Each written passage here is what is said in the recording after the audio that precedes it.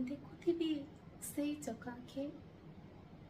ଶୂନ୍ୟ ବି ଯେବେ ପ୍ରସାରିଲେ ହାତ, ଶୂନ୍ୟ ବି ଯେବେ ପ୍ରସାରିଲେ ହାତ, ତୁମ ସ୍ପର୍ଶର ମଧୁରିମା ସଂଗୃହୀତ ହେଇ ଆସେ ମୋ ବଳୟକୁ।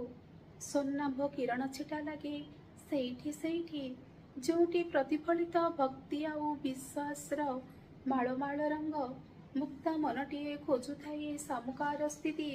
ସାଗରର ବିଶାଳ ହୃଦୟ ଆଉ ଚଞ୍ଚଳ ଉର୍ମି ସାଥେ ବେଳାଭୂମିର ବିସ୍ତୀର୍ଣ୍ଣତାରେ ଲେଖିଦେବା ପାଇଁ ଅନେକ କିଛି। ଯେଉଁଠି ହୃଦୟରେ ଉଚ୍ଛ୍ୱାସ ଦେଇ ଭକ୍ତି ଭାବାପ୍ରାଣ ଆଙ୍କୁଥିବ ନୀତି ନୀତି ତୁମ ପ୍ରତି ଛବି। ବିହଳିତା ହେଉଥିବି ମୁଁ, ବିହଳିତ ହେଉଥିବି ମୁଁ ତୁମ ଦୁଇ ଚକା ଆଖିରେ। ଦେଖୁଥିବି ଦୁନିଆର ଚିତ୍ର। ତୁମେ ଯେମିତି ସେମିତି ନୀରବେ ନୀରବେ ବାଡ଼ୁଥିବ ଚାହା।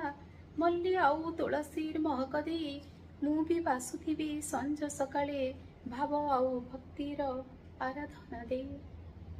କେଉଁଠି ହଜେଇ ନିଜକୁ କେଉଁଠି ପାଇବି ପୁଣି, କେଉଁଠି ହଜେଇ ନିଜକୁ କେଉଁଠି ପାଇବି ପୁଣି, ତାର ହିସାବ ରଖିନି। ଖାଲି ଏତିକି ଜାଣିଛି, ଖାଲି ଏତିକି ଜାଣିଛି ତୁମ କଳା ରଙ୍ଗର ଅନ୍ଧାରରେ ହଜିଯିବାରେ କେମିତି ଅଛି ଏକ ଅପୂର୍ବ ଔଜ୍ଜ୍ୱଲ୍ୟ।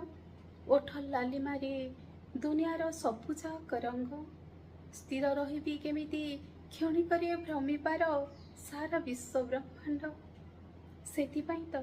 ସେଥିପାଇଁ ତ ମୁଁ ଅନୁଭବି ପାରେ ମୋର ସ୍ଥିତି କେଉଁଠା ନା କେଉଁଠି। ଦେଇପାରେ ଭକ୍ତିର ଆଞ୍ଜୁଳା ଆଞ୍ଜୁଳା ଫୁଲର ବାସ୍ନାରେ, କିବା ପାଦ ତଳେ ଲୋଟୁଥିବା କେଉଁ ମଉଳା ଫୁଲର ବାକି କିଛି ରହିଯାଇଥିବା ସତେଜତାରେ।